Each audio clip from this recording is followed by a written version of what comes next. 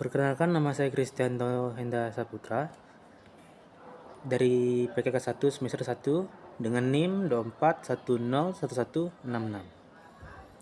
Di pertemuan yang ke-11 ini saya akan membahas tentang kemiskinan dan pengangguran. Yang pertama, kemiskinan. Kemiskinan merujuk pada keadaan di mana individu atau kelompok tidak mampu memenuhi kebutuhan dasar hidup seperti makanan, pakaian, tempat tinggal, pendidikan, dan perawatan kesehatan. Ini ada beberapa faktor penyebab kemiskinan. Yang pertama meliputi laju pertumbuhan penduduk yang tinggi, yang kedua pendidikan yang rendah, dan yang ketiga distribusi pendapatan yang tidak merata. Dampak dari kemiskinan sangat luas, termasuk meningkatnya angka pengangguran, tingginya tingkatan kriminalitas, dan ketidakstabilan sosial.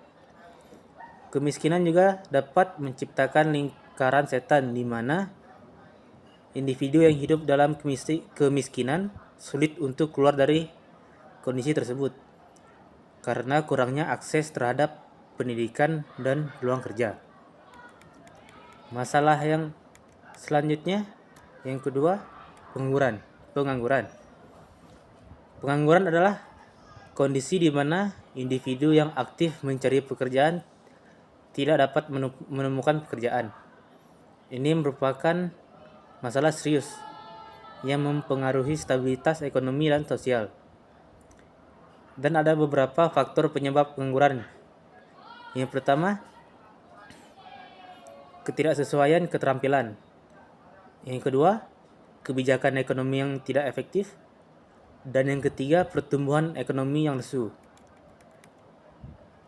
Dampak dari pengangguran sangat serius, termasuk peningkatan kemiskinan, penurunan kualitas hidup, dan potensi konflik sosial. Pengangguran berkepanjangan dapat menyebabkan masalah psikologis bagi individu dan keluarganya, serta menurunkan produktivitas sosial secara keseluruhan. Dan yang terakhir, hubungan antara kemiskinan dan pengangguran. Kemiskinan dan pengangguran memiliki hubungan yang erat.